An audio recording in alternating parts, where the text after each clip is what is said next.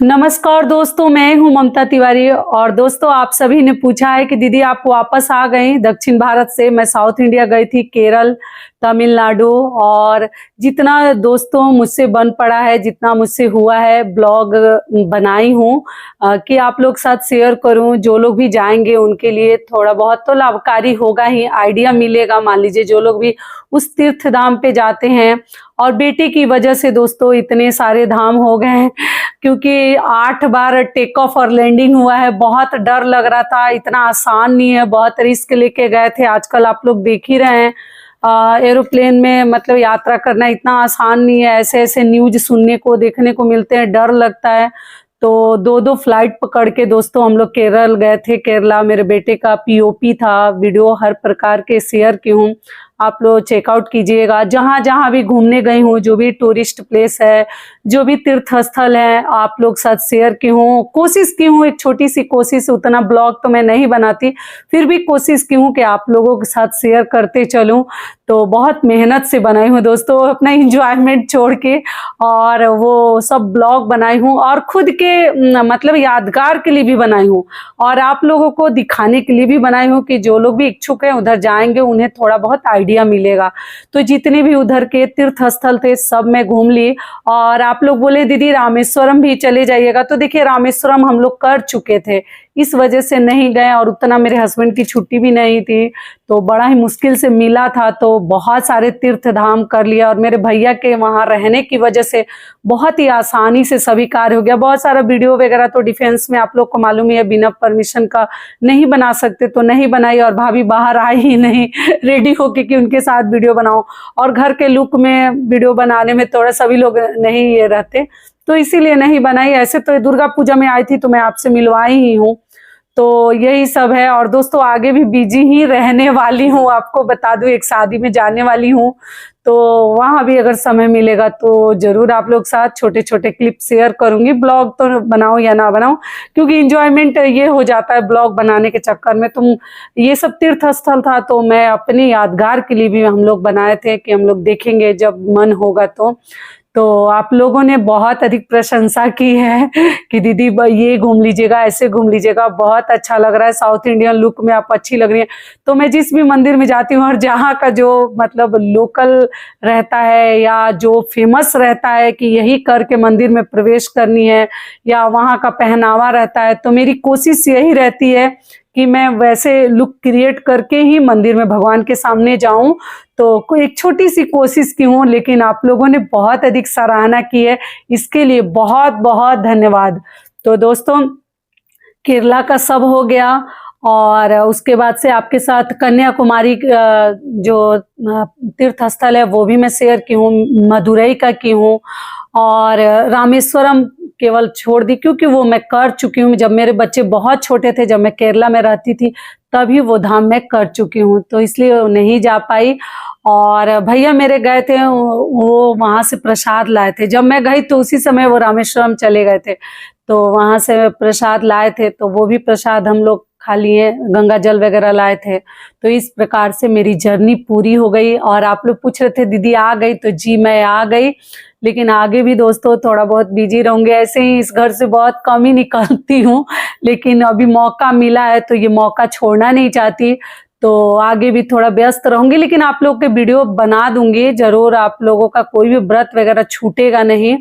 और अभी जाने वाली हूँ, जहाँ जाऊंगी जरूर आपके साथ शेयर करूंगी, ठीक है।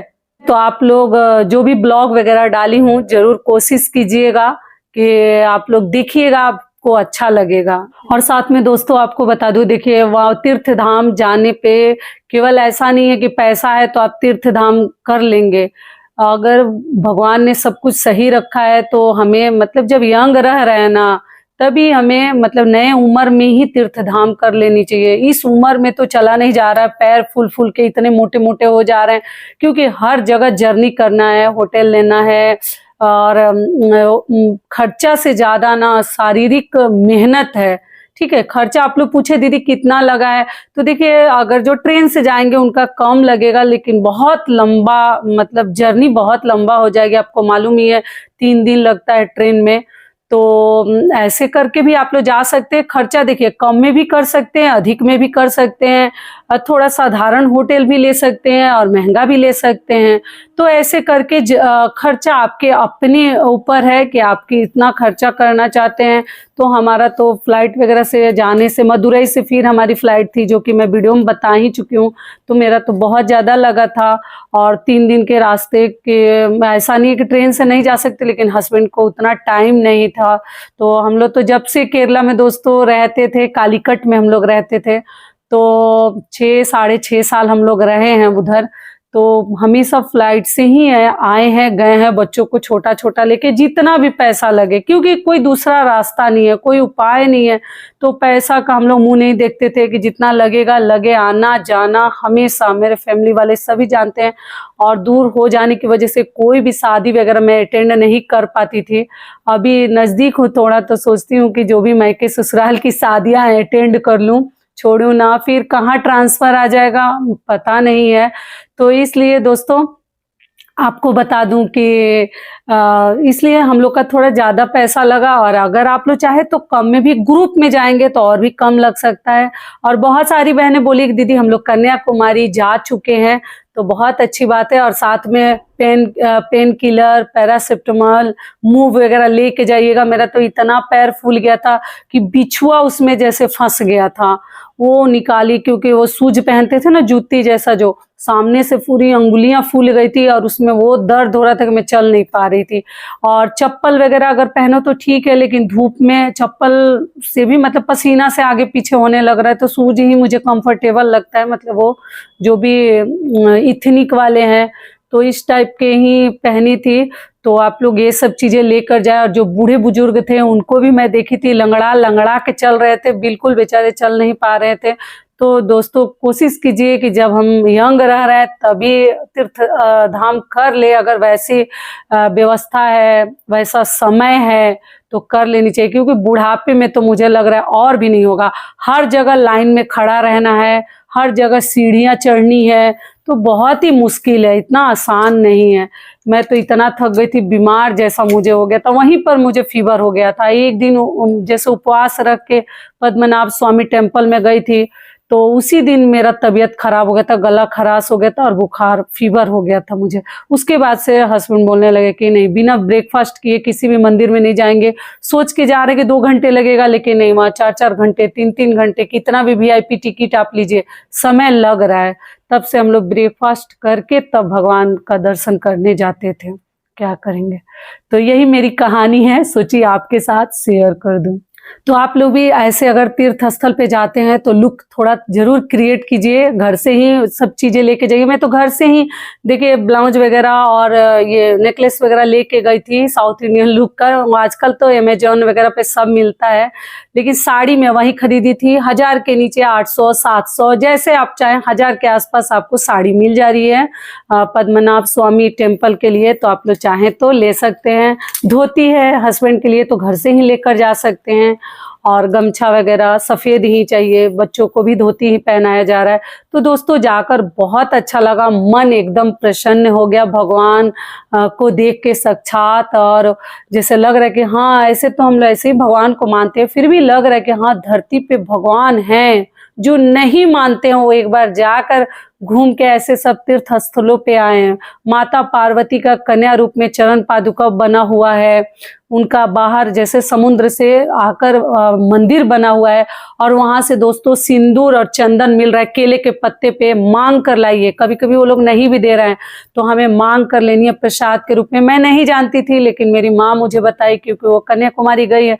तो और भी मेरी भाभी वगैरह बताया लोग कि वहां से मांग कर लेनी चाहिए प्रसाद के रूप में। तो वही मैं सब कुछ लेके आई। तो इस प्रकार से हमारा जर्नी हुआ और तीर्थ धाम हुआ।